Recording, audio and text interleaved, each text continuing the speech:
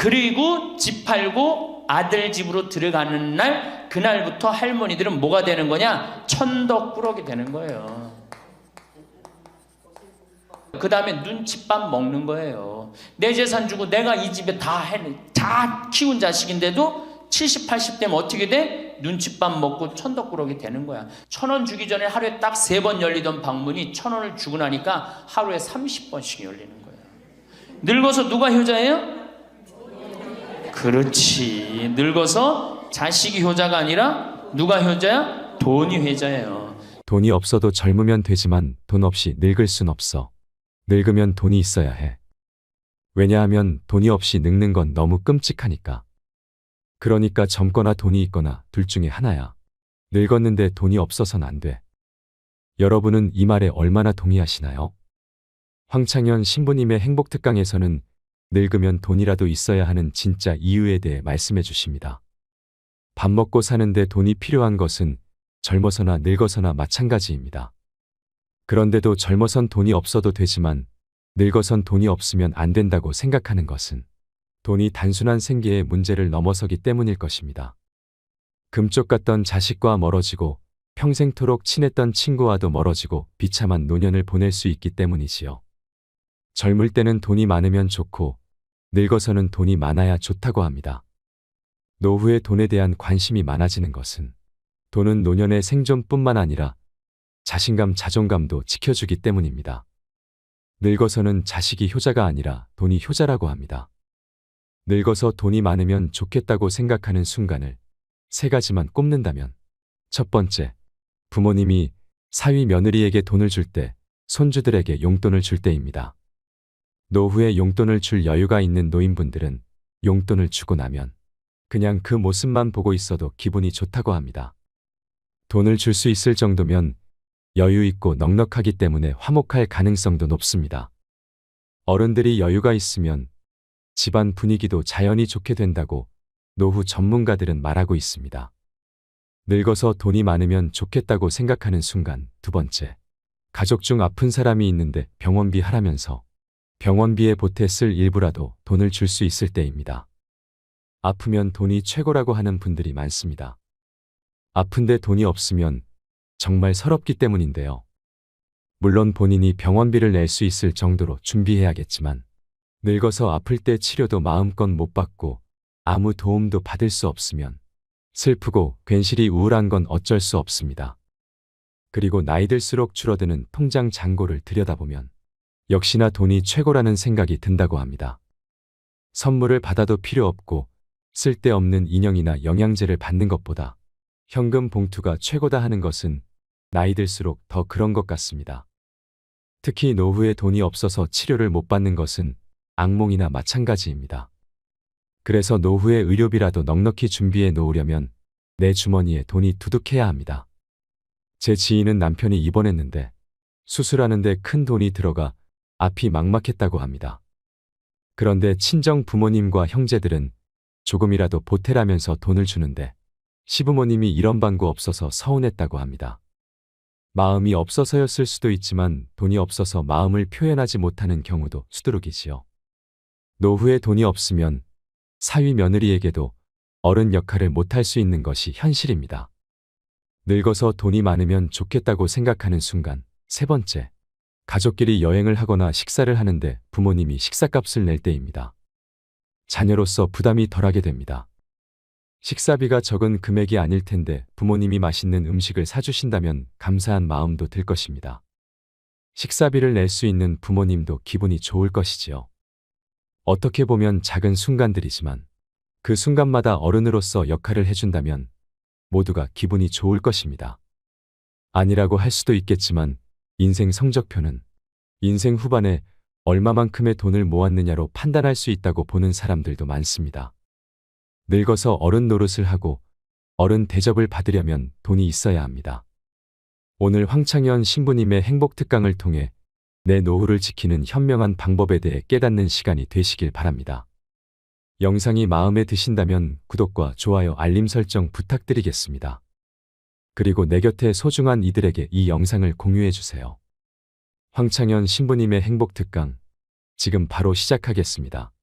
할머니 한 분이 저한테 기가 막힌 시를 하나 저한테 주셨어요. 그래서 이거 읽으면서 시작하면 좋을 것 같아요. 제목은 허무입니다. 허무. 부생 모육 그 은혜가 태산보다 높고 큰데 청춘 남녀 많다지만 효자 효부 안 보이네. 시집가는 새색시가 시부모를 마다하고 장가가는 아들들은 살림나기 바쁘도다. 그러니까 아들 키워도 소용없다니까. 그냥 여우 같은 마누라 그냥 쫓아나가기 바쁘다 이거죠. 제 자식이 장난치면 싱글벙글 웃으면서 부모님이 훈계하면 듣기 싫은 표정이네. 시끄러운 아이 소리 잘한다고 손뼉치며 부모님의 회심 소리 듣기 싫어 빈정대네. 제 자식이 오줌똥은 맨손으로 주무르나 부모님의 기침갈에 불결하여 밥 못 먹네. 과자 봉지 들고 와서 아이 손에 쥐어주고 부모 위에 고기 한 근 사올 줄을 모르도다. 애완동물 병이 나면 가축병원 달려가고 늙은 부모 병이 나면 그러려니 태어나고 10자식을 키운 부모 하나같이 키웠건만 10자식은 한 부모를 귀찮스레 여겨지네. 그래서 여기저기 다니면서 길에서 죽는다며요. 아들 많이 키우면은 그냥 이 집에 쫓겨가고 저 집에 쫓겨가고 가다가 자식 위에 쓰는 돈은 아낌없이 쓰건만은 부모 위에 쓰는 돈은 하나둘씩 따져보네. 자식들의 손을 잡고 외식함도 작건만은 늙은 부모 위에서는 외출 한번 못하도다. 좋은 것 같아요. 아주 요즘 우리 할머니들이 받는 서름을 기가 막히게 표현한 것 같아요. 이런 거 듣고 고개만 끄덕일 게 아니라 실질적으로 이렇게 살아란 말이에요. 이런 자식들을 위해서 뭘 재산을 물려준다고 돈 안 쓰고 깔고 앉아갖고 그냥 참 쥐고 있어요. 내일 어떻게? 은행 당장에 가갖고 어떻게? 은행에다 잡혀갖고 대출 받아서 다 쓰다 죽으세요. 다 쓰다가. 자, 이제 노인 학대를 아까 못하던 얘기 좀 하겠습니다. 노인 학대를 보면 정서적으로 41%가 정서적으로 노인을 무시하는 거예요. 늙었다고, 모른다고, 무식하다고. 엄마가 뭘 알아? 가만히 아무것도 하지 말고 가만히 있어. 근데 또 이 늙으면 아무것도 하지 말라고 가만히 있으라고 그러면 더 해요. 굳이 걸레 삶지 말라고 그래도 굳이 걸레 삶는다고 저기 뭐 통에다가 넣고 또 까먹고 또 그냥 완전히 다 태워먹고. 그러니까 구박을 받는 거지. 왜 하지 말라는 짓을 골라세요. 그거 하는 시간 있으면 어떻게? 나가서 놀아. 밥 한다고 그냥 또 쌀 씻어 얹어갖고 다 태우고 그러지 마시고. 자, 그 다음에 학대가 41%, 방임이 24%예요. 방임. 밥을 먹거나 말거나 방 청소를 해주지도 않고.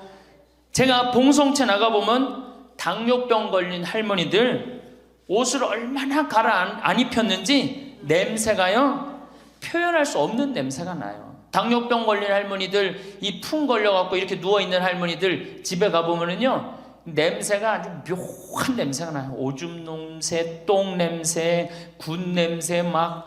그래갖고 그냥 또 봉송체를 가보면은 다 자식 며느리 다 돈 벌러 가고 다 학교 가고 할머니만 혼자 있는 경우도 많아요. 그러니까 그냥 거기서 그냥 이불 속에서 그냥 있는 거예요.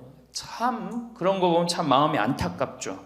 이게 뭐 80, 90된 어머니한테 용돈 드린다는 것은 말할 것도 없어요. 말할 것도 없어요. 전 가끔 이 술이 들어오면은 아버지한테 드려요. 그럼 아버지가 양로원에 노인정에 가고 친구들이랑 먹고 아주 근사하게 고기도 제가 사다 드려요. 고기도 노인정에 친구들이랑 구워 먹으라고. 사실은 제가 아주 강조하는 거지만 여러분들은 자식들보다 누가 더 중요해요?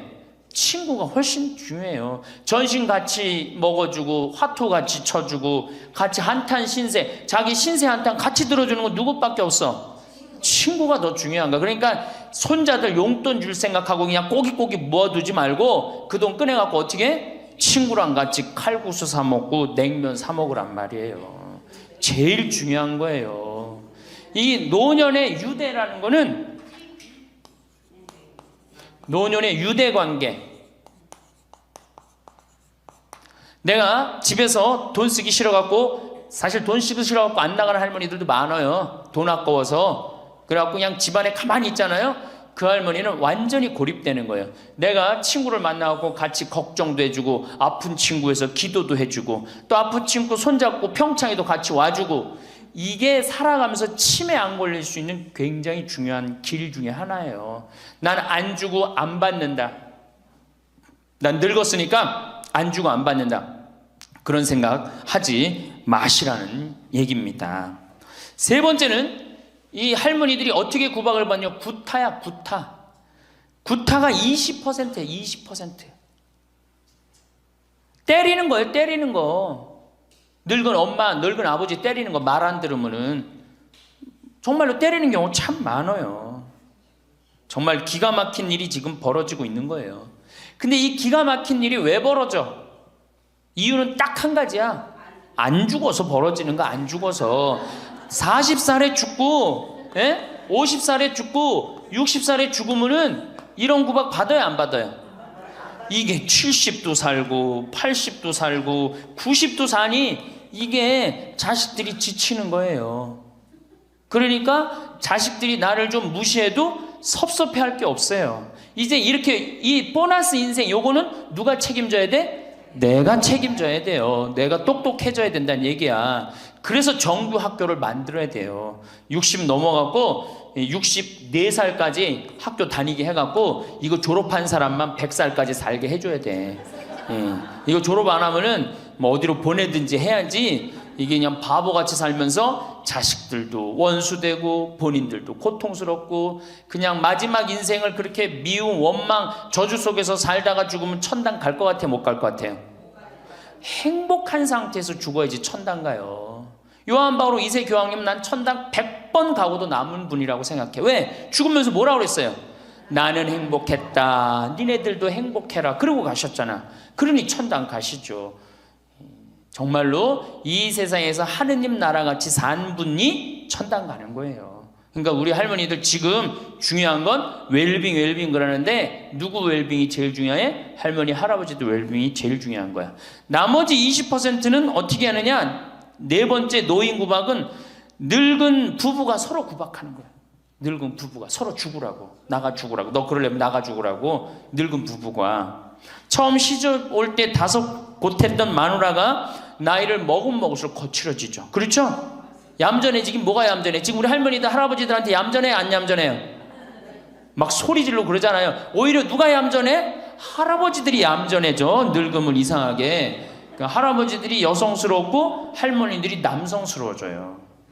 그냥 어떤 할아버지가 이제 나이를 먹으면 먹을수록 이 기가 죽어갖고 할머니가 말을 안 듣는 거야. 저녁을 먹으려고 그러는데 안방에서 마누라, 오늘 저녁 뭐 했어? 국은 뭐 끓였어?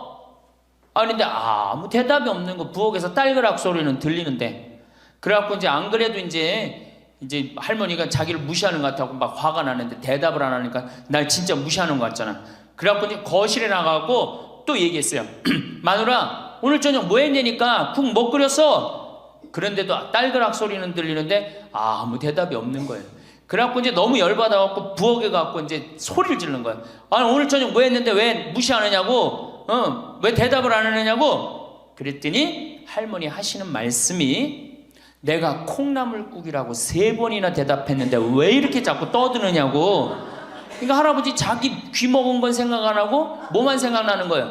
할머니가 대답 안 했다는 것만 섭섭한 거야. 늙으면 그러니까 자꾸 자기 자신은 모르고 뭐만 생각해? 섭섭한 것만 생각하는 거, 섭섭한 것만. 이게 서로 이해하고 감싸줘도 전차를 판국인데, 이게 서로 구박하면 되겠어요? 이제는 누구밖에 없어? 할머니, 할아버지들밖에 없어요. 이제 만약에 돌아가시면 어떻게 돼요? 고아되는 거예요. 고아되는 거. 할아버지들 돌아가시면 우리 할머니들 뭐 돼? 고아되는 거예요. 작년에 여기 할아버지, 여기 고아할머니 몇 분 계신가 보다. 작년에 할아버지 한 분이 81살 되신 할아버지예요. 오셔갖고 그러는 거예요. 두부도 만들어 먹고, 여기 또 5월 6월달 경치가 너무 좋잖아요. 찰떡도 만들어 놓고. 근데 할아버지가, 신부님, 이렇게 좋은데 나 혼자 오니까 별로 안 좋아요. 우리 마누라하고 나하고 부부 음식이 너무 좋았는데 작년에 마누라가 죽었다는 거예요. 그런데 더 여기 오니까 더 쓸쓸해야 되는 거야. 이 좋은 거 같이 봤으면 얼마나 좋을까. 이 앞에 강 바라보고, 탁 저녁에 모닥불 펴놓고 놀고, 아까 두부 만들어갖고 막걸리 한잔하고, 이 좋은 걸 같이 했으면 얼마나 좋았겠느냐 이거예요. 그러니까 우리 할머니들 자식들 걱정하지 말고 누구 걱정해줘? 할아버지들 걱정해줘요. 자식들 뒷거 챙겨줄 거 있으면 누구 보약해드려? 할아버지 보약해드리세요. 자식은 우리나라처럼 자식한테 매이는 나라가 없어요. 그리고 자식들도 못된 거죠. 부모님이 이제 60 됐으면은 부모님 그동안 모은 재산으로 행복하게 살게 도와줘야 되는데 그걸 끝까지 뺏어 먹으려고 그러는 게 대한민국 자식들이에요. 나쁜 자식들이에요, 제가 보기에는. 자, 그래서 이제 이 세 번째 시간, 이제 진짜 이 노년의 세 번째 중요한 거 재산 관리에 대해서 지금부터 말씀을 드릴게요. 재산 관리. 노년의 재산 관리 첫 번째, 닭으로 잡아먹지 말고 달걀로 살아라. 닭으로 잡아먹지 말고 뭘로 살아라? 달걀로 살아라. 우리 할머니들 닭 몇 년 살아요? 닭. 예. 닭이 뭐 1년, 2년 산다고 그러는데 닭이 27년 살아요. 닭이 27년 살아요. 안 잡아먹으면 안 죽어요. 우리가 잡아먹어서 빨리 죽는 거지 안 잡아먹으면 안 죽어요. 그럼 내가 키운 닭이 지금 7년 키운 닭이 있는데 300알 정도 나요. 300알 정도. 아주 더울 때, 아주 추울 때 빼고는 다 나요. 그러면 우리 할머니들 닭 잡아먹으면 어때 그날? 어때 그날? 좋잖아요. 닭다리도 뜯어먹고 국물도 먹고 그 배 갈라갖고 찹쌀도 넣고 그냥 거기서 찹쌀도 먹고 다음날 있어요 없어요? 아무것도 없죠? 달걀은 계란 후라이도 해먹고 계란찜도 해먹고 달걀찜도 해먹고 그 다음에 생달걀 먹기도 하고 그 다음 뿅아리도 까고 굉장히 좋죠? 근데 늙어서 대부분이 뭘로 잡아먹어요? 재산을 닭으로 잡아먹는 거예요. 어떻게 잡아먹어? 어머니 아버지 제가 이번에 좀 사업을 좀 하고 싶은데 가게를 내고 싶은데 어머니 이거 좀 도와주시면은 제가 어머니 아버지 집에서 잘 모실 테니까 어머니 지금 살고 있는 집 팔고 우리랑 합쳐서 삽시다. 내가 가게 낼 테니까. 할머니들이 내가 살면 얼마나 사나? 자식이 사업하겠다는데 내가 무슨 영화를 볼래나? 살면은 얼마나 사나? 몇 년 더 살아? 30년 더 살아요. 70부터 30년이 소중한데 이걸 다 까먹고 자식 해줘야 되겠다. 그리고 집 팔고 아들 집으로 들어가는 날 그날부터 할머니들은 뭐가 되는 거냐? 천덕꾸러기 되는 거예요. 천덕꾸러기 되는 거예요. 그 다음에 눈칫밥 먹는 거예요. 내 재산 주고 내가 이 집에 다 키운 자식인데도 70, 80 되면 어떻게 돼? 눈칫밥 먹고 천덕꾸러기 되는 거야. 그러니까 절대 닭으로 잡아먹으면 안 돼요. 내가 잘 아는 양반이 정년퇴직을 하고 6억을 모았어요. 6억을. 근데 아들이 아예 가게를 하고 싶다는 거야. 가게도 그냥 서울에서 얻어야 되고. 그래갖고 아버지 내가 아버지 잘 모실 테니까 그거 좀 돈을 좀 나한테 투자를 해달라고. 그래갖고 이분이 그랬대. 내가 이제 은퇴도 했고 자식한테 기대서 살아요. 은퇴하고 자식한테 기대고 산다는 생각 절대 하지 마세요. 은퇴하고 그 돈 가지고 내가 알아서 살아야지 이 돈 자식한테 주고 기대서 살아야지 그 생각하지 마. 그래서 거지근성을 버리라는 거예요. 제 얘기는 뭐든지 늙으면 거지근성이 생겨요. 자식한테 기대서 살고 어디 가면 날 해주길 바라고 그렇죠? 이 생각을 버려야 돼. 이제 독립적인 주체로 살아가야 된다는 생각을 해요. 그래서 자식한테 6억을 딱 줬는데 다음날 이자가 나와야 안 나와요? 다음 달 안 나오죠? 이 은행에다 넣으면 이자 아무리 못 돼도 한 200만 원, 300만 원 나올 거야. 그럼 200만 원, 300만 원 원금도 있고 이자도 200만 원, 300만 원이면 어떻게 해요? 쓸만해져? 근데 아들은 자기 사업 유지하기도 바쁜데 부모님 한 달에 200만 원, 300만 원 용돈 드릴 수 있어요? 없어요?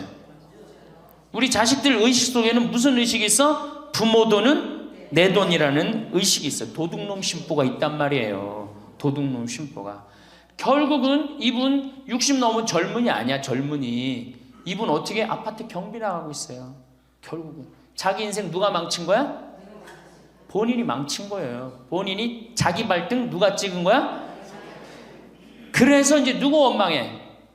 자식 원망하는 거예요. 원망하고 있는 거예요. 누가 잘못했어? 할머니들이 잘못한 거지. 할아버지들이 잘못한 거지. 남은 30년 인생 휴가다. 보너스다. 내가 가지고 이제까지 벌은 거 이거 갖고 잘 써야 되겠다. 이 생각을 하셔야 된다는 겁니다. 재미난 얘기 하나 있죠. 충청도에 할아버지 한 분이 중풍으로 누웠는데 집안에 대가족이 살아. 큰아들 작은아들 다 농사짓고. 근데 중풍으로 누워봐. 이 똥 오줌 막 못 가리고 이러면은요 정말로 참 아무도 안 들여봐요. 근데 그냥 그 대가족이 사는데 하루에 밥 3끼 들어올 때 외에는 방문이 안 열리는 거예요. 그러니까 이 할아버지가 기가 막히잖아. 손자도 있고 손녀도 있는데 3번밖에 방문이 안 열리니까 하루는 큰아들을 부른 거야. 얘야 저 논 두만지기 좀 팔아와라. 아버지 누워있는데 무슨 돈이 필요합니까? 글쎄 그거 내 땅 아니냐. 두만지기를 팔아왔어요. 그랬더니 이거 은행에 가고 1,000원짜리로 바꿔와라. 1,000원짜리로 바꿔왔어요. 이거 내 이불 밑에다 깔아라. 쫙 깔았어요. 그러고 난 다음에 방문 열릴 때마다 1,000원씩 얹어준 거예요. 아니 손자놈들이 가만히 보니까 방문 열릴 때마다 1,000원씩 나온단 말이야. 할아버지 학교 다녀오겠습니다. 그러니까 어떻게? 너 학교 가서 맛있는 거 사 먹어라. 1,000원. 학교 다녀왔습니다. 1,000원. 1,000원 주기 전에 하루에 딱 3번 열리던 방문이 1,000원을 주고 나니까 하루에 30번씩 열리는 거예요. 늙어서 누가 효자예요? 그렇지. 늙어서 자식이 효자가 아니라 누가 효자야? 돈이 효자예요. 늙어서는 이 재산 관리를 참 잘하셔야 됩니다. 어떻게 잘하셔야 되느냐 하면은 자 우리 할머니들 내가 이제 늙은 노부모가 있어요. 큰아들 최고 아니야? 둘째 아들도 있고 딸도 있고 막내딸도 있어요. 그런데 누구한테 자꾸 사업비를 대줘? 큰아들한테 계속 사업비를 대줬어. 그런데 부모한테 돈 뺏어갖고 사업하는 놈 중에 성공하는 놈들 없어요. 쉽게 들어온 거 갖고 어떻게 성공을 해요? 그래갖고 이놈이 IMF 때 쫄딱 망했어. 쫄딱 망해갖고 집도 다 날라가 버렸어. 집도 다 날라가니까 이 노부부도 이제 돈 한 푼 넣고 다 날렸어. 보증선 것까지 해갖고 은행에 다 날렸어. 그러면은 둘째 아들 네 집에 가면 둘째 아들이 받아줄 것 같아? 안 받아줄 것 같아? 안 받아주죠? 나 힘들고 어려울 때 어머니 아버지가 나한테 해준 게 뭐 있냐고 그 좋아하는 큰아들한테 가라고 그 쫓겨나는 거예요. 그럼 여기 딸한테 가면 딸이 받아줄 것 같아요? 그 좋아하는 엄마 아들한테 가라고 그러고 갈 데가 아무것도 없는 거예요. 나이 먹어갖고 한 자식한테 재산 주는 것처럼 어리석은 게 없어요. 그리고 재산을 줘서도 안 되고 그러니까 기브 앤드 테이크를 해야 돼. 나이 먹어서 기브 앤드 어떻게? 테이크 주고 받아야 돼. 제가 평화방송에서도 한번 얘기했지만 우리 어머니가 저한테 예전에 내 차가 고장이 났었어요. 에어컨이. 그랬더니 내 차를 한번 타보시더니 신부님 차 고장이 나고 어떻게 하느냐고 그래갖고 은행에서 돈을 찾아갖고 10,000원짜리를 이렇게 신문지에 싸갖고 왔어요. 그래갖고 이렇게 싸갖고 왔어요. 그래서 어머니가 주신 돈으로 소나타 EF 소나타 골드를 샀어요. 그러니까 내가 어머니가 나한테 그 엄청난 좋은 차를 사줬기 때문에 난 지금 어머니한테 용돈 드리는 거 하나도 아깝지 않아요. 아깝지 않을 뿐더러 지금 내가 용돈을 앞으로 10년을 들여도 못 갚아요. 그러니까 기브 앤드 테이크야. 우리 누나도 어머니가 차를 한 대 사줬어요. 누나도. 그래갖고 어머니가 강원도 놀러 가고 싶다. 언제든지 모시고 와. 왜? 차 사줬으니까. 지리산 놀러 가고 싶다. 그럼 언제든지 모시고 가요. 기브 앤드 테이크예요. 큰아들, 딸이 대학에 들어갔어요. 작년에 어머니가 그렇더라고. 내 첫 손녀 대학 들어가니까 대학 등록금은 내가 내마. 그거 딱 내주는 거예요. 얼마나 좋아요. 네. 그러니까 우리 집은 어머니가 수원 정자동에 사는데 자식들이 반경 1km에 다 붙어 삽니다. 왜 붙어 살까요? 떨어지는 고물이 있잖아요. 떨어지는 고물이. 네. 그러니까 반경 1km 다 붙어 사는 거예요. 또 반대로 제가 우리 자식들한테 원칙을 정해놨어요. 부모님한테 용돈 드리는 원칙. 그래서 우리 어머니 아버지가 1년에 연봉 2천만 원이 넘어요. 자식한테 받는 용돈이. 많이 받죠? 그러면 그 돈 가지고 어머니 아버지가 당신을 위해서 쓰십니까? 또 모아뒀다가 어떻게? 자식한테 쓰고. 그래야지 치매가 안 걸리는 거예요. 저는 정말로 감사한 게 우리 어머니 아버지가 아직도 아파서 병원에 입원 한 번도 안 했다는 거예요. 지금도 뭐 이제 소백산에 송이 캐러 가신다고 나한테 전화를 하셨어요. 가실지 안 가실지 모르겠지만 그럼 또 소백산 꼭대기까지 뛰어 올라갔다 뛰어 내려오는 거예요. 우리 아버지. 그게 좋은 거예요. 부모 자식 지간이 그래야지 뭐가 싹 터요? 사랑이 싹 트는 거예요. 효도는 이제 없어진 시대고 뭐만 남아있는 거예요? 사랑을 하느냐 안 하느냐만 남아있는 거예요. 이걸 누가 잘해야 돼? 할머니들이 잘해야 되는 거예요. 한 자식한테 몰아주지 말고, 에? 어느 자식 불쌍하다고 뭐 계속 보증서 주지 말고 그럴 것도 없어요. 그냥 은행에 가갖고 어떻게 딱 맡기고 난 다음에 그거 갖다가 쓰면 되는 거예요. 자, 닭으로 잡아먹지 말고 뭘로 해라? 달걀로 살아라. 그러니까 자식한테 절대 주지 말고. 황창현 신부님의 강의가 어떠셨나요? 노후에 어떻게 실리적으로 살아야 하는지를 잘 알려주는 명강이었다고 생각합니다. 자식들을 위해서 재산을 물려준다고 돈을 안 쓰고 깔고 앉아있는 부모님들이 많습니다. 꼬깃꼬깃 손에 쥐고 나를 위해서는 쓰지도 못하고 저 세상에 가면 이 세상에 온 보람을 못 느끼지 않을까요?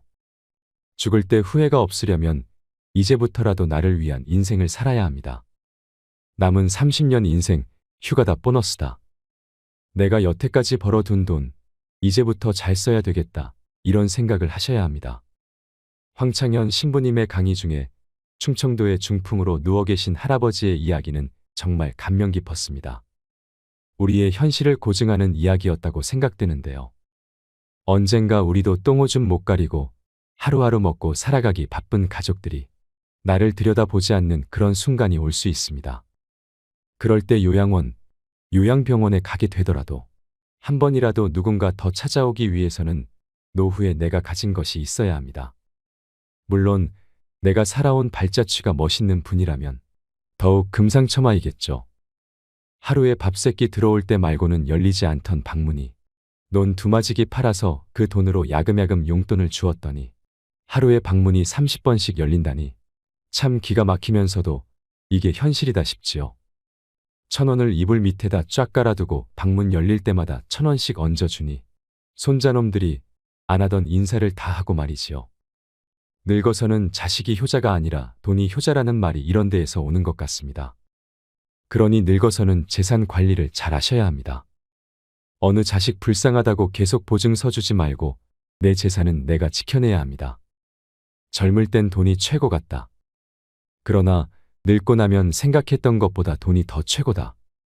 여러분은 이 말에 얼마나 동의하시나요? 나이 들어서 돈이 많아야 하는 이유 첫 번째. 돈이 많으면 양질의 식사를 할 수 있어서 병도 잘 안 걸리고 넓은 집에 좋은 가구, 가전제품 덕분에 일상 스트레스를 덜 받는다. 두 번째. 돈이 많으면 좋은 변호사를 쓸 수 있어서 억울한 일을 당할 가능성도 낮다. 세 번째. 돈이 많으면 가장 소중한 가족을 불행하지 않게 할 수 있다. 먹고 싶은 거, 하고 싶은 거 하면서 함께 시간을 보낼 수 있다. 돈이 많다고 무조건 행복하다는 것은 아니지만 불행의 90% 이상은 막을 수는 있다. 네 번째. 늙어서 돈이 있어야 자식들이 편안하다. 100세 시대라고 하는데 유병장수 시대. 즉, 물려줄 자산이 없더라도 생활비, 병원비, 주거 환경이 완벽하게 갖춰져 있어야 자식들이 편안하다. 다섯째, 남에게 아쉬운 소리를 하거나 듣고 살 필요가 없다. 여섯 번째, 생존을 위한 노동을 하지 않아도 된다. 돈이 돈을 벌어오니까 말이다. 돈이 많으면 이 돈을 어떻게 굴릴지 공부하게 되고 돈이 돈을 벌어온다는 게 뭔지 깨달을 수 있다. 일곱 번째, 본인 자아 성취, 만족을 위한 일을 추구할 수 있다. 여러분, 돈으로 해결할 수 있는 문제가 닥쳤을 때 그걸 해결하려면 돈이 있어야 합니다. 그러면 그 문제는 사소한 문제가 되지요. 하지만 그럴 돈이 없다면 인생에서 가장 사소한 문제가 가장 끔찍한 문제가 될 수도 있습니다. 제가 말씀드린 나이 들어서 돈이 필요한 7가지 이유를 기억하신다면 훨씬 더 지혜로운 노후를 보내실 수 있을 거라 생각합니다. 황창현 신부님의 닭으로 잡아먹지 말고 달걀로 살아라라는 인생 조언은 우리 할머니 할아버지뿐만 아니라 현재를 살아가는 모든 분들에게 필요한 말이라고 생각합니다. 여러분 달걀로 살아가세요. 이 영상을 보시면서 어떤 깨달음을 얻으셨는지 댓글로 여러분의 소중한 의견을 공유해 주세요. 다양한 사람들과 허심탄회하게 이야기 나누면서 의미를 한 번 더 되새기신다면 가슴에 더욱 남을 것입니다. 이상으로 책틀맨이었습니다. 지혜를 쌓는 당신의 오늘이 아름답습니다. 더 좋은 영상으로 찾아뵙겠습니다. 거지 근성을 버리라는 거예요. 거지 근성. 누가 날 해줄까? 돈 제일 많이 깔고 있는 건 누구? 할머니, 할아버지들이 제일 많이 깔고 있는 거야. 근데 그거를 쓰는 방법을 모르는 것 뿐이죠. 이제 쓰는 방법을 배우세요. 자식 위에 쓰는 돈은 아낌없이 쓰건만은 부모 위에 쓰는 돈은 하나둘씩 따져보내.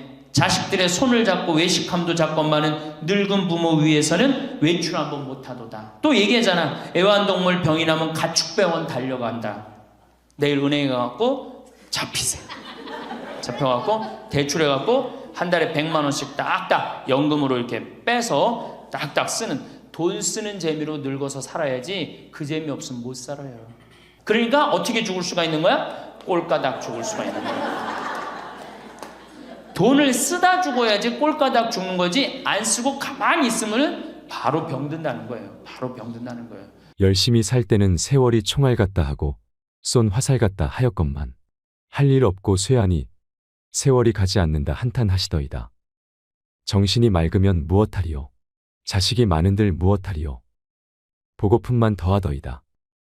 차라리 정신 놓아버린 저 할머니처럼 세월이 가는지 자식이 왔다 갔는지 애지중지하던 자식을 보아도 몰라보시고 그리움도 사랑도 다 기억에서 지워버렸으니 그저 천진난만하게도 하루 세끼 주는 밥과 간식만이 유일한 낙이더이다. 자식 10여 남매 있으면 무엇하리요? 이한 몸 거할 곳 없더이다. 아들, 딸, 자식들 유명인사면 무엇하리요? 이한 몸 갈 곳 없어 요양원까지 흘러 왔더이다. 허리띠 졸라매고 최고 학벌 자랑하며 고생도 보람으로 알고 자식 뒷바라지했던들 무엇하리요? 작디 작은 이 한 몸, 인생 종착역인 이곳까지 멀고도 험하였으니 종착역에 벗은 많으나 마음 나눌 곳 없어 외롭더이다. 요양원에 갔더니 앞을 못 보는 사람, 듣지 못하는 사람 속에 맑은 정신은 더 외롭더이다. 치매로 정신을 망각함은 차라리 고통에서 벗어나는 유일한 방법인지도. 몸 쇠하고 정신 맑으면 무엇하리요? 괴로움만 더한 것을. 가는 마당의 야속함도 사랑도 그리움도 추억도 정신에서 모두 내려놓으니 차라리 마음이 홀가분할 뿐 모진 비바람 다 지나간 조용히 흐르는 저 호수 같은 잔잔한 마음으로 돌아갈 뿐인 것을. 사람이 늙어가는 모습은 똑같다고 합니다. 세월에 장사 없다고 몸도 오래 쓰니 고장이 자주 나는 게 당연하지요. 이 한 몸도 오랫동안 내 것이냥 잘 쓰고 있지만 결국엔 버리고 갈 것에 불과한 썩어갈 거죽에 불과한 것입니다. 다만 사는 동안 별 탈 없이 잘 쓰고 돌려주고 갔으면 좋겠다는 마음입니다. 욕심이 있다면 좋은 일을 많이 해서 혹여 이런 뜻이 하늘에 닿아라 마지막 가는 순간까지 아무런 고통 없이 웃으며 갔으면 좋겠다는 것입니다. 어찌 이러한 복을 욕심부려 바라겠냐마는 평소에 건강식품 영양제를 부지런히 먹는 사람들도 늙어가는 모습은 결국은 그게 그것인 것 같습니다. 멀어지는 젊음을 놓지 않으려고 발버둥 치는 모습은 가여움마저 들게 하지요. 세월은 속일 수 없는 법입니다.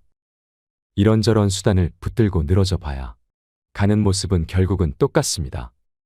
주름살 지우려 수술을 하고 화장을 진하게 해도 치근한 생각만 들게 할 뿐인 것을. 거죽 보수 공사에 괜한 돈 들이지 말고 있는 그대로 받아들이고 사는 것이 좋지 않을까요? 병이 들어오면 들어올 만하니까 들어오는 것이고 늙어가는 모습이야 오래 썼으니 어쩔 수 없고 다만 마음만 편하면 족할 것입니다. 편한 마음이 병을 멀리하는 것이고 아름답게 늙어가는 모습을 만들어줍니다. 여러분의 노후는 어떠신지요? 황혼역에 들어선 대다수의 사람들에게 닥쳐올 현실을 몸소 느끼고 계신가요? 어느덧 팔순 고개가 가까워오면 일주일이 하루 같다고 할까요? 나이 80이 되면 아무런 하는 일도 없이 무난 전화도 틈틈이 걸려오다가 어느 날부터인가 뚝 끊기고 맙니다. 아마 이럴 때 영락없는 노인임을 깨닫게 됩니다. 노인이 되어봐야 노인 세계를 확연히 볼 수 있습니다. 노인들의 삶도 가지가지입니다. 노선이 있는가 하면 노학이 있고, 노동이 있는가 하면 노홍이 있고, 노광이 있는가 하면 노고가 있고, 노궁이 있는가 하면 노추도 있습니다. 첫째, 노선입니다. 늙어가면서 신선처럼 사는 사람이지요. 이들은 사랑도 미움도 놓아버렸습니다. 성냄도 탐욕도 벗어버렸습니다. 선도 악도 다 털어버렸습니다. 삶에 아무런 걸림이 없습니다. 건너야 할 피안도 없고 올라야 할 천당도 없고 빠져버릴 지옥도 없습니다. 다만 무심히 자연 따라 돌아갈 뿐이지요. 둘째, 노학입니다. 늙어서 학처럼 고고하게 사는 것입니다. 이들은 심신이 건강하고 여유가 있어 나라 안팎을 수시로 돌아다니며 산청 경계를 유람하지요. 그러면서도 검소하여 천박하질 않습니다. 많은 벗들과 어울려 논일며 베풀고 아낌을 받지요. 또 틈나는 대로 갈고 닦아 학술 논문이며 문해작품들을 펴내기도 합니다. 셋째, 노동입니다. 늙어서 동심으로 돌아가 청소년처럼 사는 사람들을 말합니다. 이들은 대학의 평생교육원이나 학원, 아니면 서원이나 노인대학에서 못다한 공부를 합니다. 식영주역 등 학문이며 서예며 정치 경제 상식이며 인터넷 카페에 열심히 들어갑니다. 수시로 동지들과 어울려 여행도 하고 노래며 춤도 추고 즐거운 여생을 보냅니다.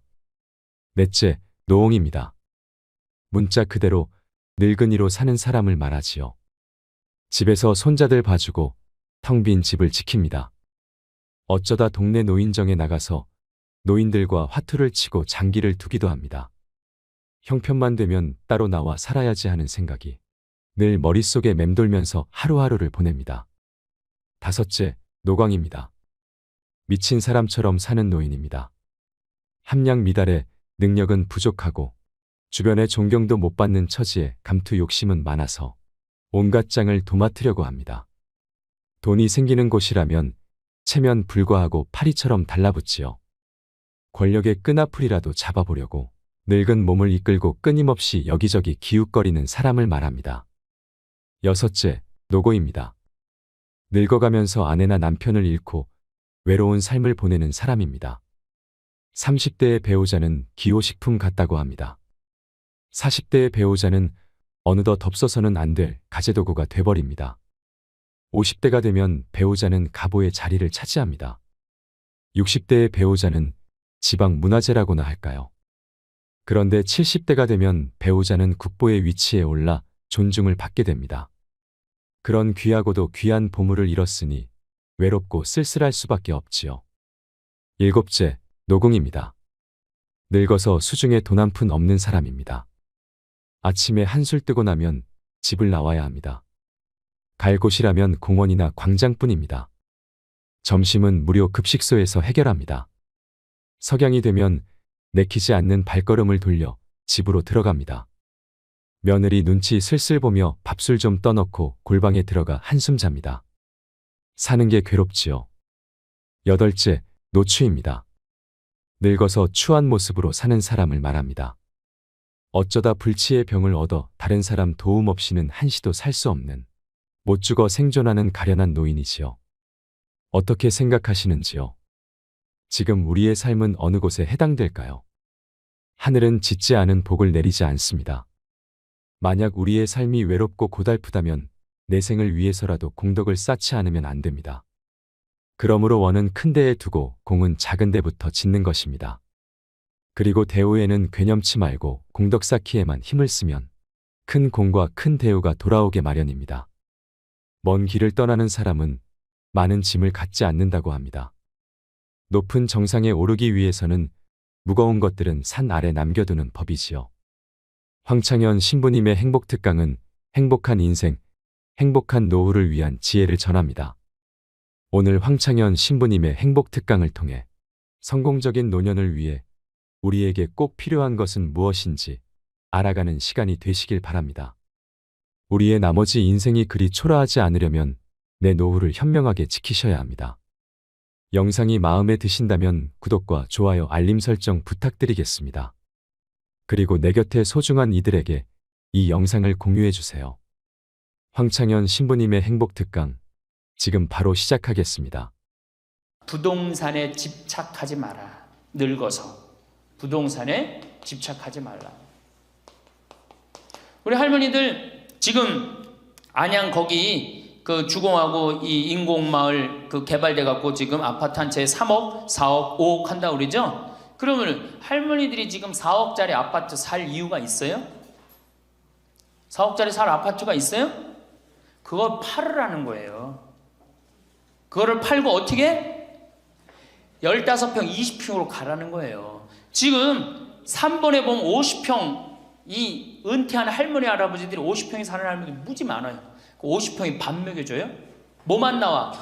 관리비만 더 나올 거 아니야. 관리비만. 근데 어떤 할머니들이 그런 할머니들이 있어. 자식들이 찾아오면은 집이 넓어야 되지 않느냐고. 자식들이 1년에 몇 번 찾아오는데.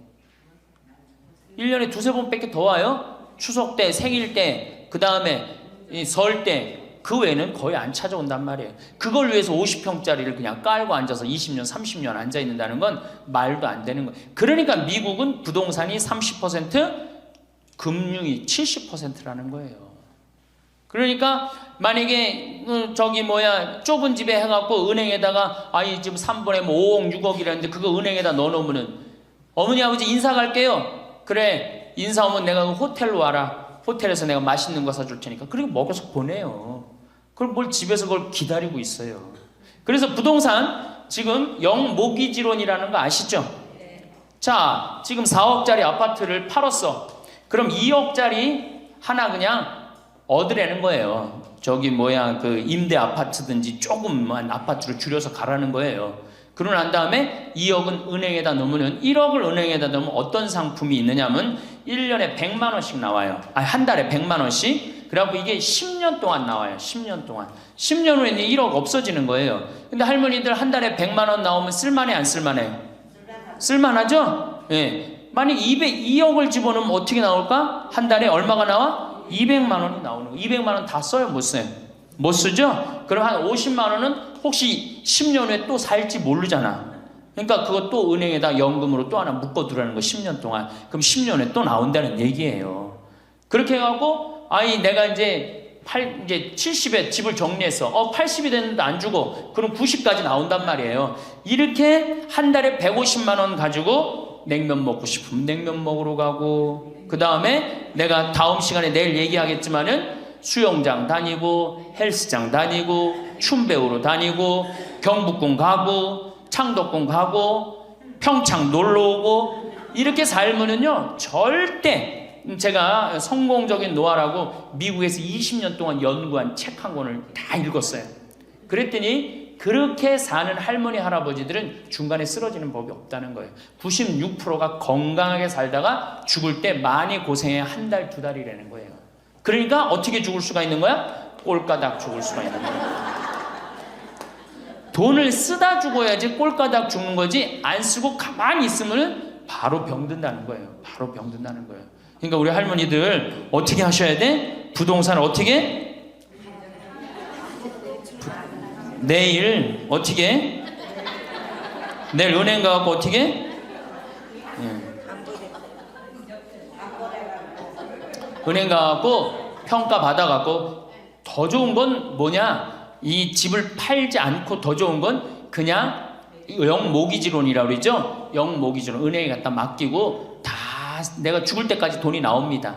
죽을 그때까지 돈이 나오고 죽으면은 누가 갖고 가? 은행이 갖고 가는 거예요. 그러면은 우리 할머니들 아까 제가 말씀드렸죠? 재산이 나오면 반은 국가가 갖고 가고 반은 자식들이 싸워.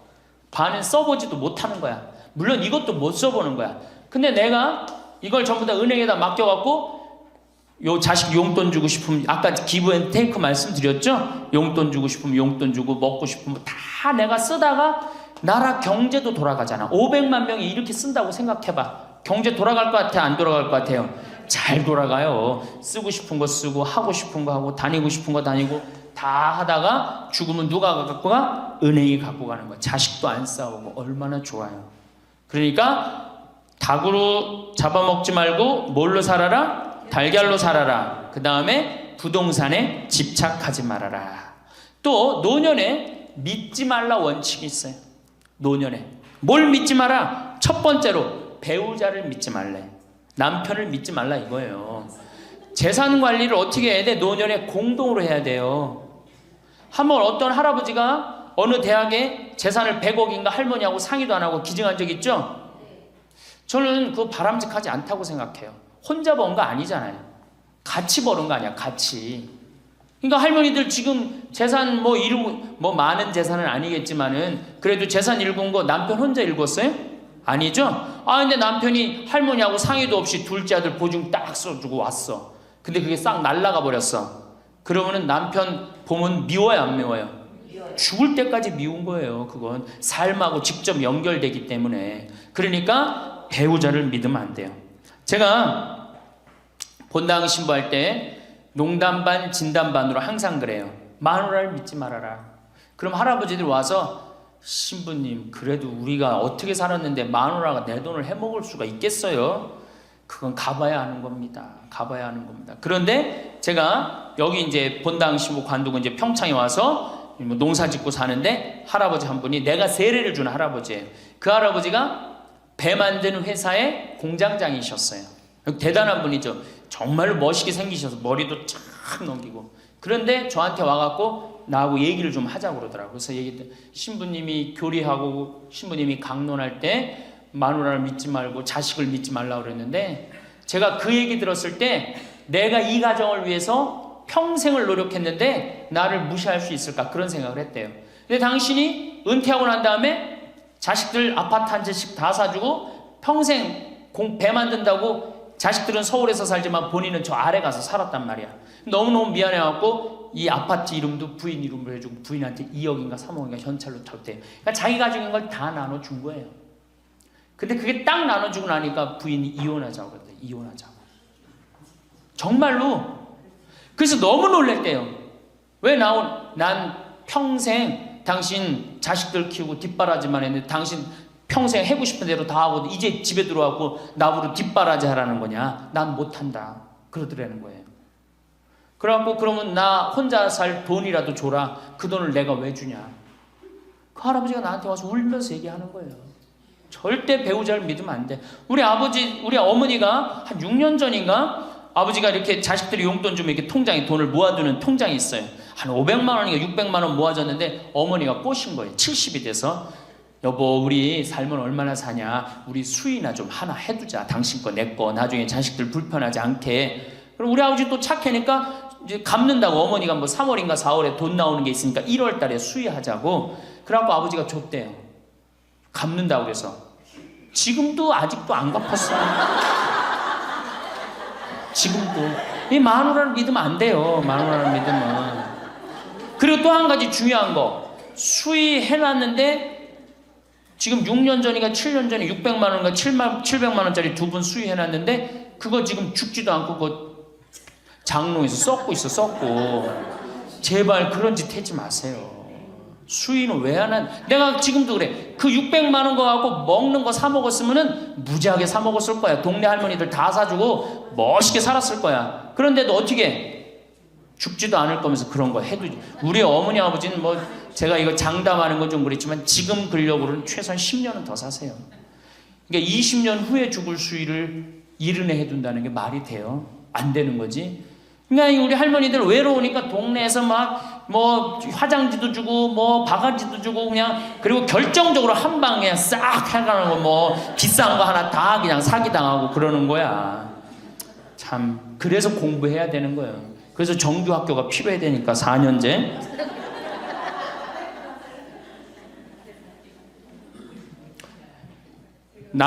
배우자를 믿지 마라. 두 번째 누구를 믿지 마라? 자식을 믿지 마라. 올해 아주 재미난 통계가 하나 나왔어요. 자식을 고생해서 이 자식을 다 키웠잖아요. 자식이 생활비로 지원받는 게 70 넘은 부모님들이 자식한테 1년 동안 생활비 지원받는 게 100만 원이야. 100만 원. 40%의 부모님들이 자식한테 1년에 100만 원 지원받아요. 100만 원 지원받으면 한 달에 얼마일까요? 7만 원도 안 돼. 8만 원, 8만 원. 대학 졸업한 자식이 지원해 주는 건 얼마일까요? 대학 졸업한 자식이 146만 원이에요. 대학 졸업한 자식이. 그러니까 대학 졸업한 자식은, 대학 안 졸업한 자식은 9만 원 정도 부모한테 대주고, 대학 졸업한 자식은 11만 원, 2만 원 정도 대주는 거예요. 대학 보내나 안 보내나 늙어서는 어떻게? 똑같아. 그러니까 내가 자식 대학 보냈다고 호강할 거다, 그런 생각하지 말라는 거예요. 자식들이 투자는 저희에게 맡기시고 당신은 인생에 투자하십시오.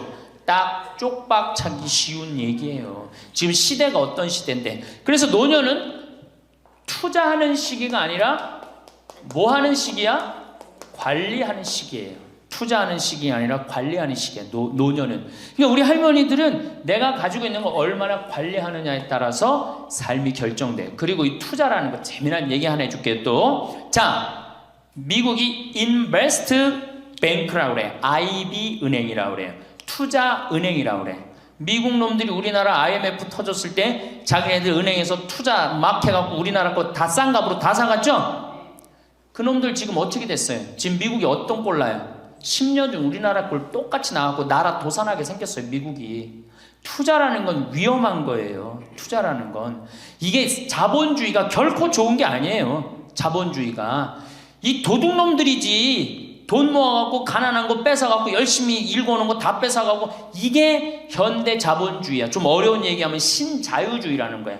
이건 뭐 알 필요도 없지만 하여튼 굉장히 나쁜 거예요. 미국 놈들이 주장했던 거고, 누가 반대한 거야? 요한 바오로 2세 교황님이 철저하게 반대하고, 지금 베네딕토 16세 교황님도 철저하게 반대한 게 바로 신자유주의예요. 신자유주의라는 게 뭐냐? 미국에 돈 많은 놈들이 우리나라 회사 살 수 있는 거. 그게 신자유주의예요. 그러니까 이 벽을 없앤 거예요. 나라의 벽을 없애갖고. 그런데 그 놈들이, 투자한 놈들이 지금 어떻게 됐어? 쫄딱 망하게 생긴 거예요. 그러니까 지금은 어디든 내가 가지고 있는 걸 잘 관리하는 게 훨씬 중요한 거예요. 우리 할머니들 지금 뭐 어디 땅 사갖고 땅값 뛰면 뭐 하려고. 내가 아파트 지금, 내가 어떤 할머니를 보니까 83살인데 판교에 청약을 했어. 판교에 청약을. 그럼 83살 먹은 할머니가 판교에 청약한 이유는 오로지 뭐 하나야? 자식한테 물려주려고 그러는 거. 왜? 10년, 뭐 지금은 또 제도가 바뀐다고 그러지만 10년 동안 그 판매를 못하게 돼 있어요. 아파트를 한번 사도. 안타까운 거죠. 그거 할 돈 있으면 10년 동안 할머니 시컨 쓰다 죽어야 되는데, 죽으면서까지 누구 생각하는 거? 우리는 자식들 생각하는 거야. 참. 근데 그 자식들이 그런 부모를 안 하냔 말이야. 아까 시 읽은 것처럼 자식 위에 쓰는 돈은 아낌없이 쓰건만은 부모 위에 쓰는 돈은 하나둘씩 따져보내. 자식들의 손을 잡고 외식함도 잡건만은 늙은 부모 위해서는 외출 한번 못하도다. 또 얘기하잖아. 애완동물 병이 나면 가축병원 달려간다. 그러니까 우리 할머니가 10번째라고. 맞아요. 그 자식들한테 뭘 그렇게 해대냔 말이야. 제발 그러지 마세요. 다 쓰다가 남으면 누구한테 갖다 줘? 한시모님한테 갖다 줘. 한시모님한테. 한시모님한테 갖다 주기 싫으면 나한테 갖고 오든지, 아니면 나한테 갖고 오기 싫으면 어디에 갖다 줘? 복지시설에 갖다 주고 돌아가세요. 자식한테 주지 말고. 자, 인간은 살아있는 동안 기필코 노년기를 맞이할 수밖에 없다. 각기 연령층에 따라 특별한 은총을 갖고 있기에 늙는다는 것을 굳이 슬퍼할 이유는 없다. 늙었다는 것이 어떤 특별한 자랑이 될 것도 아니련만 고집들이 보통이 아닌 것이 오히려 서글프다. 늙어서 친구들이 더 그리우면서도 만나면 너그럽게 이해하고 보살펴 하련만 남의 탓 들춰내면서 자기 우정의 교류를 단절시키는 것이 아쉽다. 자꾸 나이를 먹으면 단절을 한단 말이야. 그러지 말라는 거예요. 마음도 넓게 가지고. 살아온 길이 각기 다르기 때문에 너와 내가 서로 다름을 깊이 인정하여 하지만 자기만의 삶의 길이 옳은 것인양 우쭐대는 모습이 우습다. 늙어서는 새롭게 만나게 되는 사람도 점점 적게 된다는 것을 알고 만났던 사람들에게 더욱 애정을 쏟으면서 만났던 것을 아름다움으로 간직하고 소중하게 여겨야 한다. 그러니까 우리 할머니들 비산동 성당에서 10년, 20년 같이 다 사귀어왔던 친구 아니에요? 그러니까 누구한테 더 각별해야 돼? 친구들한테 더 각별해야 된다는 거예요. 지난 세월의 삶이 소중한 것이고 거룩한 것이기 때문에 지금 흐르는 이 순간들을 정성을 들여 값지게 살아야 한다. 그러니까 지금 값지게 살아야 된다는 거예요. 값지게. 예. 그 구리에 있는 성 베드로 대학이라는 구리 성당에 있는 성 베드로 성당에 강의를 갔어요. 그랬더니 강의하기 전에 할머니들이 다 일어나더라고. 봉사자들이 딱 앉더니 수업하기 전에 한 번씩 노인 10계명을 딱 하는데 그분들이 정한 것 같아. 근데 너무 멋있더라고. 그래서 요거 읽어 한번 드릴게요. 1. 당황해하거나 성급해하지 말고 뛰지 말라. 나이를 먹으면 자꾸 당황할 때가 많죠. 그렇죠? 그리고 막 여기 할머니들 여기 와갖고 방이 어딘지 모르고 막 옥상으로 올라가는 할머니들도 있어요. 그런데 그럴 때 어떻게 당황해하지 말고 성급해하지 말고 물어보면 돼. 근데 나이를 먹으면 자꾸 당황을 하고 성급해. 그리고 안 되면 그 다음에 신경질을 부려요. 왜 이러느냐고. 할머니들 아까 저 밑에서 여기 위에 올라올 때 힘들었어 안 힘들었어요? 그 여기 모든 할머니들이 우리 계단에 올라올 때 막 승질을 내. 힘들다고 이렇게 꼭대기에 있느냐고. 관광버스 여기까지 끌고 올라오지 왜 우리를 저기 밑에서 내려놓냐고. 힘들면 쉬었다가 올라오고 힘들면 쉬었다가 올라오고 쉬었다가 올라오면 되지. 그러니까 절대 당황하지 말라는 거예요. 두 번째, 자식이 무엇을 해줄까를 기대하지 말라. 참 좋은 얘기 같아. 그러니까 할머니들이 서서 이걸 다 외우더라고. 자식이 뭘 해줄까 기대하지 말라. 거지근성을 버리라는 거예요.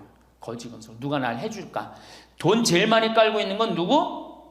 할머니 할아버지들이 제일 많이 깔고 있는 거야. 근데 그거를 쓰는 방법을 모르는 것 뿐이죠. 이제 쓰는 방법을 배우세요. 내일 은행에 가갖고 잡히세요. 잡혀갖고 대출해갖고 한 달에 100만 원씩 딱딱 연금으로 이렇게 빼서 딱딱 쓰는, 돈 쓰는 재미로 늙어서 살아야지 그 재미 없으면 못 살아요. 세 번째, 고집 부리지 말라. 고집 부리지 말라. 60년 70년 살아온 가닥이 있잖아요. 그렇죠? 그러니까 그 경험을 절대 포기하지 않는 거예요. 그러니까 새로운 걸 안 받아들이는 거지. 고집 피는 할머니들 많죠. 네 번째, 시샘하지 마라. 왜 이렇게 또 욕심이 많아? 나이 먹으면 그냥 옆집 할망구가 뭐 아들이 와서 뭐 했다고 그러면 그냥 속에서 그냥 부글부글 끓죠. 시샘하지 말라. 다섯 번째, 공치사하지 말라. 이것도 참 좋은 것 같아. 공치사. 내가 니네들 어떻게 키웠는데?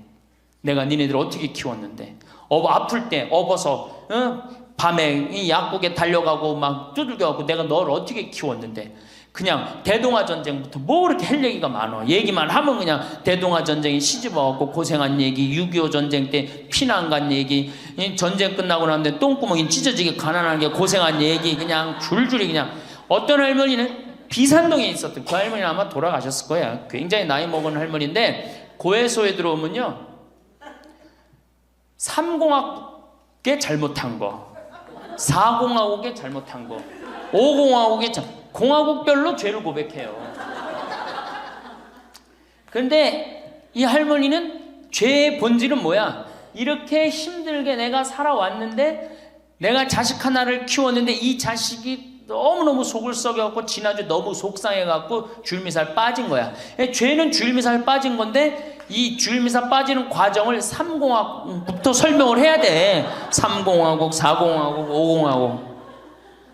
그런데 다음에 또 고해성사 보면 신부님 내가 3공화국 때, 4공화국 때, 5공화국 때 꼭 얘기를 해요. 변함없이 1년 365일 고해성사 들어오면 내가 외워. 그래.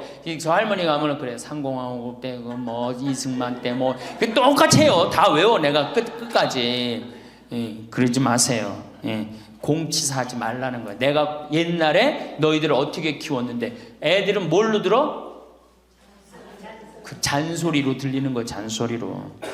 그리고 과거를 얘기하는 건 불행한 거예요. 미래를 얘기해야 돼요. 미국에 할머니 한 분이 99살에 대학을 들어갔어요. 경영학과를 들어갔어요. 102살에 졸업한대요. 네 할머니 꿈이 뭔지 알아요? 102살에 졸업해갖고 취직해갖고 그거 버는 돈으로 아프리카의 어려운 애들 도와주는 게 꿈이야. 이 할머니는 99이라도 나가보기에는 할머니 아니에요. 대학생이지. 나이는 숫자에 불과한 거예요. 나이는. 그러니까 우리 할머니들 과거 얘기하지 말아. 뭘 얘기해? 미래. 앞으로 뭘 할 거다. 내가 앞으로 3년 동안 돈 모아서 성지순례 갈 거다. 3년 동안 돈 모아서 내가 제주도 이시돌 목장 갈 거다. 내가 돈 모아갖고 뭘 할 거다. 미래를 얘기하란 말이야. 과거 얘기하지 말고. 심지어 우리가 다 살았는데 다 살긴 뭘 다 살아. 아직도 20년, 30년 남아있는데. 네, 6번째. 날마다 샤워하라. 이것도 참 멋있는 것 같아. 날마다 샤워하라. 안 씻고 사는 할머니들 많죠? 그렇죠? 근데 날마다 샤워하는 거 참 좋은 것 같아. 날마다 속옷을 갈아입어라. 그렇죠? 그러니까 항상 깨끗하게 살라는 거예요. 항상 깨끗한 옷, 이쁜 한복 이런 것도 입고 곱게 좀 있으라는 거야. 맨날 이건 뭐 몸빼바지 비슷한 거 입고 그냥 돌아다니지 말고 파마도 좀 이쁘게 하고. 그러니까 내가 항상 하는 얘기 아니야. 여기 온 할머니들 지금 딸이 있는지 아들이 있는지 금방 구분이 돼. 아들만 있는 할머니는 어때? 파마를 어떻게 하고 와? 철모 뒤집어 쓴 것처럼 해고 와요. 아들만 있는 할머니들 몇 있어 지금 그런 할머니들. 예. 자기 아들은 엄마가 파마를 철모 뒤집어 쓴 거 했든지 뭐 했든지 관심 없어요. 딸이나 돼야지 엄마 그 좀 염색도 좀 하고 웨이브도 좀 이렇게 주고 그러라고 그러지. 이 8번째. 많이 듣고 조금만 말하라. 많이 듣고 많이 들으라는 거는 공부하라는 얘기예요. 공부. 제가 내일 이제 그 얘기는 드릴 거예요. 그 다음에 9번째. 많이 움직이고 많이 걸어라. 이 굉장히 중요해요. 나이 먹으면 자꾸 근육이 땡기기 때문에 걷고 싶어 안 걷고 싶어요? 안 걷고 싶죠? 그러니까 안 걷고 싶으니까 그냥 집에서 참 쪼그리고 앉아있어. 쪼그리고 앉아있으면 굳는 거예요. 그대로 굳어버리는 거예요. 쪼그리고 앉아있으면. 그러니까 가능한 한 많이 걸으라는 거야. 그러니까 성당 평일미사 열심히 다니세요.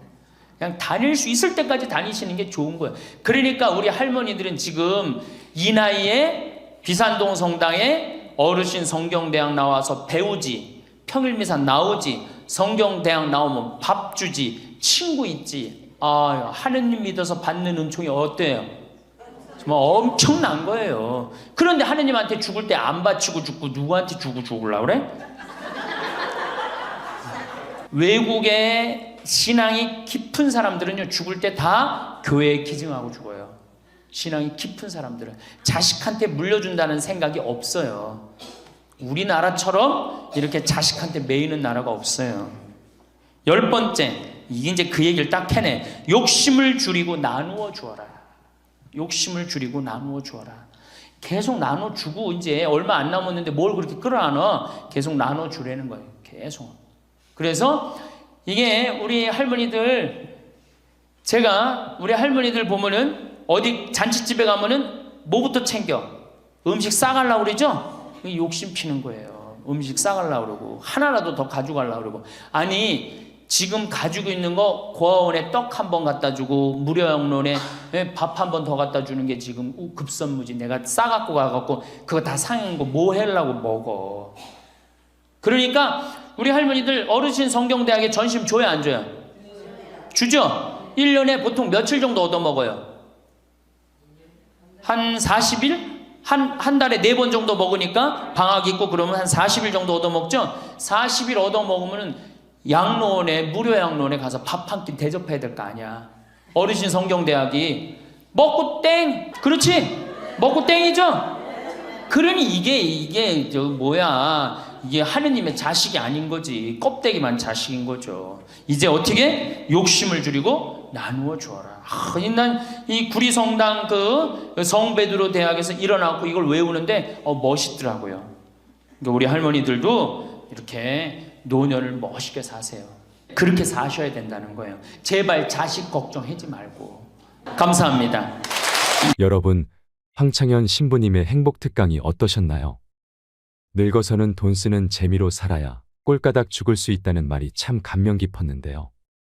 부동산에 집착하지 말라는 현실적인 조언도 좋았습니다.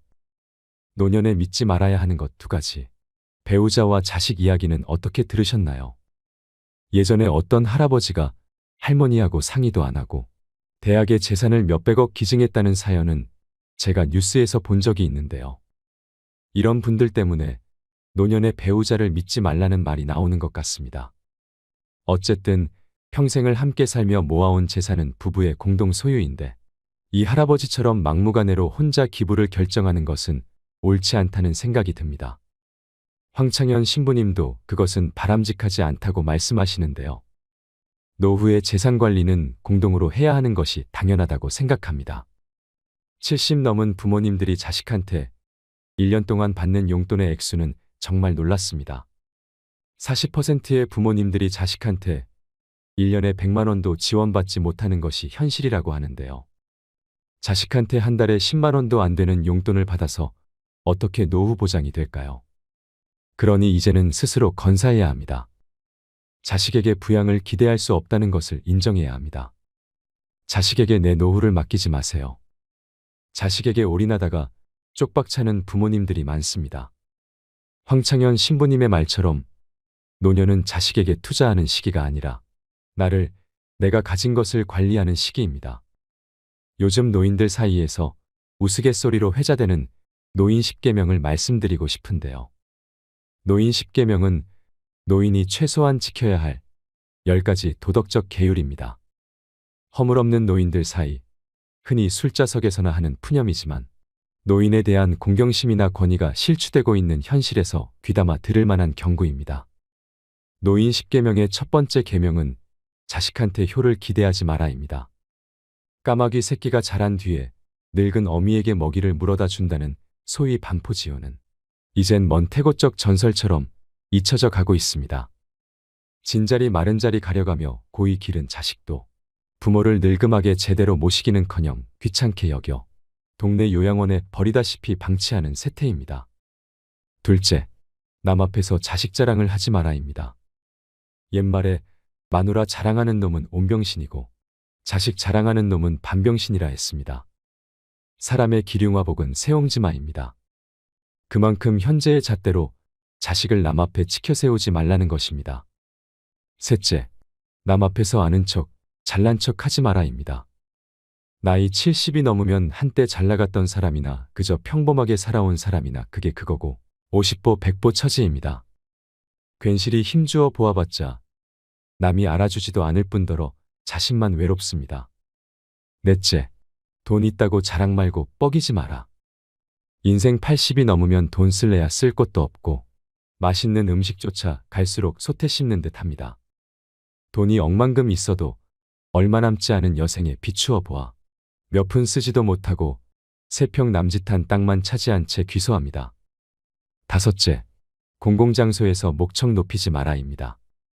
허리는 꾸부정, 걸음걸이도 휘청휘청, 눈은 침침, 귓속은 윙윙거리는데 웬 목청만 그리도 높고 요란한지 마치 자기 집 안방이냥 행세합니다. 조용히 세상사를 음미하고 관조하듯 여생을 즐기세요. 여섯째, 지난날에 화려했던 한때를 내세우며 되씹지 마라입니다. 왕년에 그래도 내가 한 자리 한 몸인데 어쩌고 저쩌고 하며 허세 부리는 노인네일수록 별 볼 일 없는 친구입니다. 고매하고 훌륭한 인품의 노인은 어디서나 낭중지추처럼 은은하게 지적 향기를 내풍깁니다.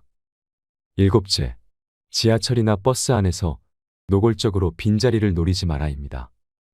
경로석이 마치 자신만의 전용석이나 되는 듯 승차하자마자 두 눈을 두리번거리고 좌석에 양보를 바라는 듯한 행동을 보이지 말아야 합니다. 이미 앉아있는 사람도 나름대로 다 사정이 있고 이유가 있을 터입니다.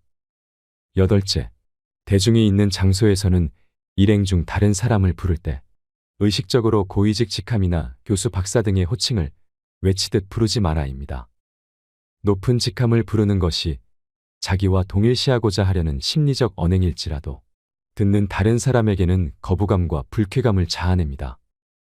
아홉 번째, 자식에게 가진 재산을 몽땅 털어 넘기지 마라입니다.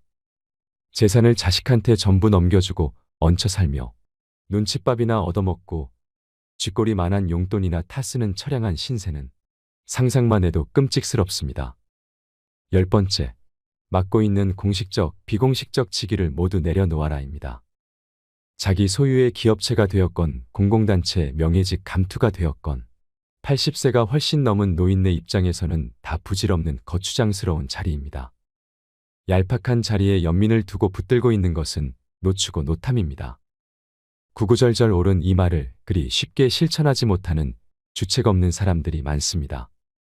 새삼, 올라갈 때 보지 못한 그 꽃, 내려갈 때 보았네라는 짧은 시문에 담긴 깊은 뜻을 헤아리게 됩니다. 이제라도 인생 마지막 황혼길, 아름답게 장식하시길 바랍니다. 마지막으로 황창현 신부님께서 들려주신 노인 10계명을 되새기면서 영상을 마치겠습니다. 첫째, 당황해하거나 성급해하지 말고 뛰지 말라. 둘째, 자식이 무엇을 해줄까를 기대하지 말라. 셋째, 고집 부리지 말라. 넷째, 시샘하지 말라. 다섯째, 공치사하지 말라. 여섯째, 날마다 샤워하라. 일곱째, 날마다 속옷을 갈아 입어라. 여덟째, 많이 듣고 조금만 말하라. 아홉째, 많이 움직이고 많이 걸어라.